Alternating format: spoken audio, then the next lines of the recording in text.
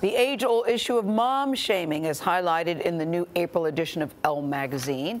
Mom shaming is when mothers are made to feel guilty for their parenting decisions, including how they feed, dress, and teach their children. In a moment, we're going to show you ways for women to fight back on this. But first, see what happened when we met a few moms who shared experiences that may sound familiar. Want to go to the park, Bubs? Mom shaming means that a mom is being made to feel bad or somehow shamed for the way that they're caring for their child. I feel like I think about breastfeeding, or I think about feeding your kid kale, because I feel like there's a lot of pressure to feed your kid everything organic and everything healthy. And it could be something as little as you don't put socks and shoes on your baby because they've kicked them off. Set your snacks. It's easier to look at other people and see what they're doing wrong. I don't know, it sometimes feels like a way of building like a sense of confidence or certainty that we're actually making the right choices. I don't know. Yeah, that was a good answer. I'm probably guilty of having had thoughts around, that's not the way that I would do things. I definitely mom shame in my head. I will be the first person to say that I'm eating crow every step of the way. It takes a lot, especially when you have like a 4-month-old like I do, just to get out of the house. It takes a village. Every mom should help one another, raise each other up. The best advice I'd give to a mom is to go out there and find your tribe. Find women who are in your same situation, because there are people out there that really need help and they really need that community. Come on.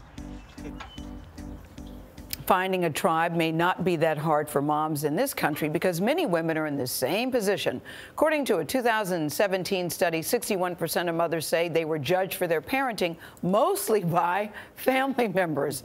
Elle magazine executive editor, that's Emma Rosenblum, joins us, along with Heidi Grant. She's a psychologist and author of Reinforcements, How to Get People to Help You. Good morning to you both. Good morning. I love this topic. I remember years ago when my kids were in elementary school and I brought cupcakes from the store. I didn't bake them myself. And a mother says to me, "Oh, you didn't have time to make them?"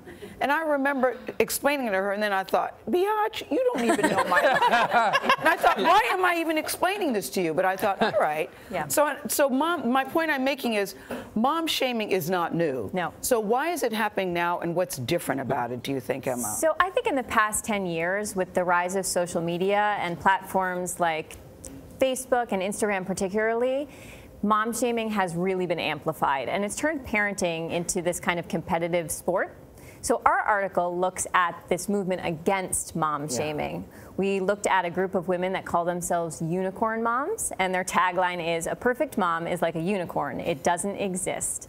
And so they really wanted to create a judgment-free zone for moms to be able to be themselves and not feel this negative feedback loop online. No, this is what they say: a mother who's not perfect enjoys alcohol and has a sense of humor and couldn't care less what you think. That's right.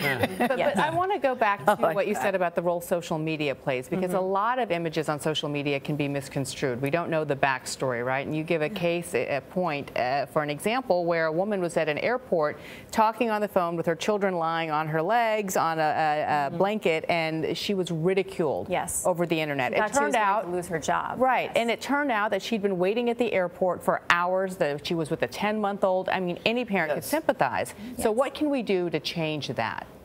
Anything? Well, you said there's a science in our brains that where we're at to this. I mean, part of the reason why it's happening in the first place is that mothers feel a lot of insecurity, right? It's something, I think most mothers feel either consciously or unconsciously that they have to prove themselves to themselves and to other people as moms.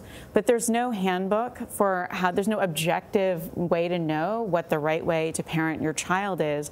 And so there's a lot of uncertainty. What happens is when we experience a lot of uncertainty, we tend to try to cope with that by creating certainty. So I decide this is the right way to be a mom. And therefore, if you decide to parent in a different way, that's really threatening to me, right? That means maybe I'm wrong. So a lot of what happens online or even in face-to-face interactions, it feels like an attack, and it is an attack, but it's really coming from a position of defensiveness, right? I want to believe that I'm right. So I think part of the solution is getting moms to feel that we don't have to prove ourselves, that actually being a mom is something you have to learn to do, And that attitude actually really helps people to feel less threat. So what you're saying is that it's not just that people are judgmental jerks, but they feel threatened, and therefore because they feel the insecurity. Being a mother is such an emotionally fraught experience to begin with, and you come at it at a place of, I hope I'm doing this right, and if you're not doing it right, if you see somebody doing something differently, you can lash out.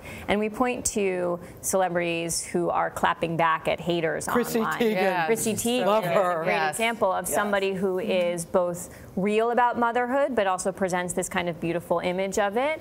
And she's just funny about it, which I think is very approachable. And the women that we spoke to in the article, too, said that approaching this with a sense of humor has been very helpful because nobody's perfect, and it's really hard for everybody.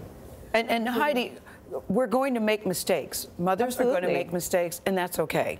Absolutely. No one's born a good mom. It's sort of impossible because there's not only not one way to parent, there's not even one way to parent in your own home. I have 2 children, and I parent them a little bit differently because they have different things they need from me.